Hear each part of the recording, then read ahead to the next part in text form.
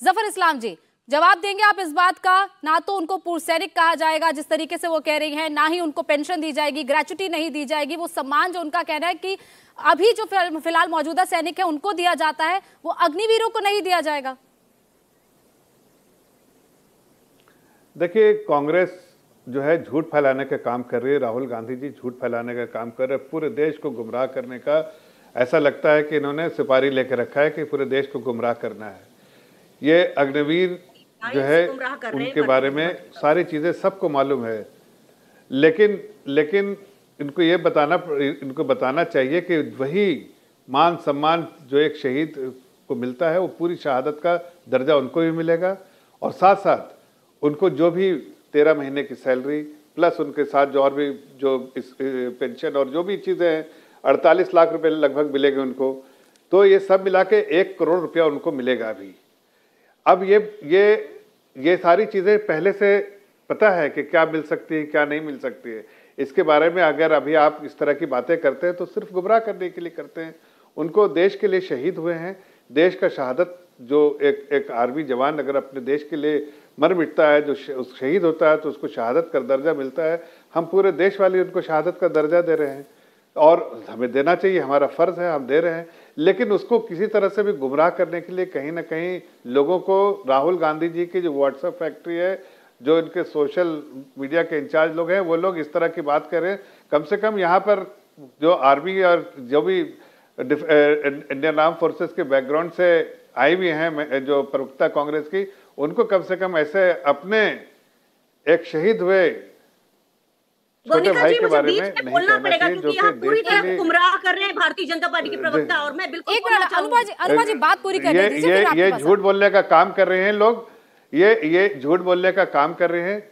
यहाँ पर बहुत सारे और भी लोग बैठे हुए हैं, आप सबकी बातें सुनेंगी तो आपको समझ में आएगा। और हकीकत जो भी है, देखिए पूरे स्कीम के बारे में सबको मालूम है, इसके बारे में बहुत सारी चर्चा हुई है, बहुत लोगों ने चर्चा की है। यहाँ पर इजराइल को डाल के ये लोगों को गुमराह करने के लिए कोशिश कर रहे हैं। भाई इसका इजराइल से क्या लेना है? देश की जनता के बारे में था, देश के आर्मी के बारे में, देश के जवानों के बारे में, देश के अग्निवीरों के बारे में बात हो रही है, तो उसमें आप इजराइल को क्यों लेके आ रही हैं? ये सब आप लोगों को गुमराह करने का, ये सब राहुल गांधी जी ने आजकल ठेका लेकर रखा है कि आपको झूठ बोलना है, गुमराह करना है। 1 करोड़ रुपया मिलेगा, शहादत का दर्जा मिलेगा। तो इस तरह की बातें मत कीजिए, लोगों को गुमराह मत कीजिए।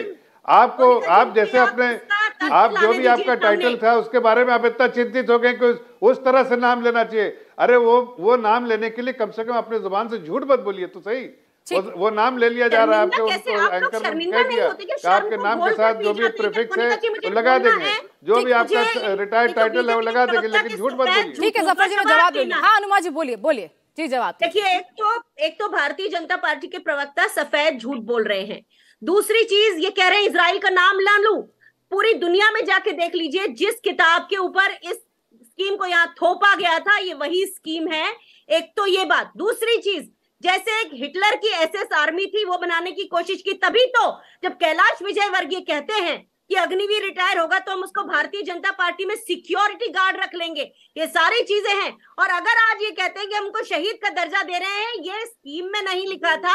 आज चूंकि ये घटना बिल्कुल सामने आके खड़ी हो गई और इलेक्शन का समय है और भारतीय जनता पार्टी की आदत रही है भुनाने की, क्योंकि इन्होंने पुलवामा की जैसी शहादत को, उस नृशंस कांड को भी उस पर जांच नहीं कराई, पीछे फोटो लगाकर वोट मांगे। प्रधानमंत्री ने कहा देश के पहले वाले जो वोट देने वाले हैं वो शहीदों के नाम पर वोट दीजिए, वो पुलवामा के नाम पर वोट दीजिए। ठीक है अनुमा जी, ठीक है बाकी मेहमान भी हमारे साथ हैं, मैं उनसे भी एक रिएक्शन लूं। आप कम से कम ऐसे झूठ मत बोलिए। ठीक है, आर्मी का मनोबल मत गिराइए, आर्मी का मनोबल गिराने की कोशिश कर रही है। मेजर जनरल एसपीएस थाना भी हमारे साथ है। ठीक है अनुमा जी, ठीक है जफर जी, मैंने आपकी बात सुन ली, अब बाकी मेहमानों से रिएक्शन ले लो।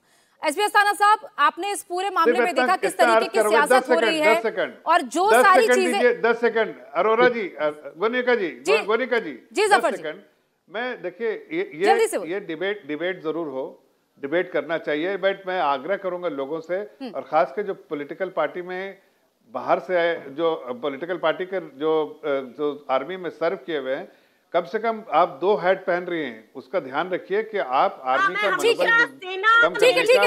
कम करने का काम मत कीजिए। ये कहीं ना कहीं गलत है। मैं आपसे अपील करता हूँ उनका मनोबल मत कम कीजिए। राजनीतिक फायदे के लिए मनोबल कम कर, उनका मनोबल कम करने की जरूरत नहीं है। ठीक है, ये मैं आपको बता रहा हूँ। ठीक है जफर जी, ठीक है अनुमा जी। अरे भाई आप प्रवक्ता है ना, रिएक्शन लूंगी दोबारा। नहीं वफादार होंगी तो वफादार तो नहीं लग रही, इसलिए तो रोक के कह रहा हूँ कि वफादारी दिख नहीं रही आपकी। वर्दी की जो वफादारी होनी चाहिए वो आप पे दिख नहीं रही है। वर्दी की वफादारी आपको राहुल गांधी जी की वफादारी दिख रही है। ठीक है जफर जी, मैंने आपकी बात सुन ली। अनुमा जी मैंने आपकी भी बात सुन ली। मैं बाकी मेहमानों के पास भी चली जाऊँ, बाकी लोग भी सवाल, बाकी से भी सवाल पूछें।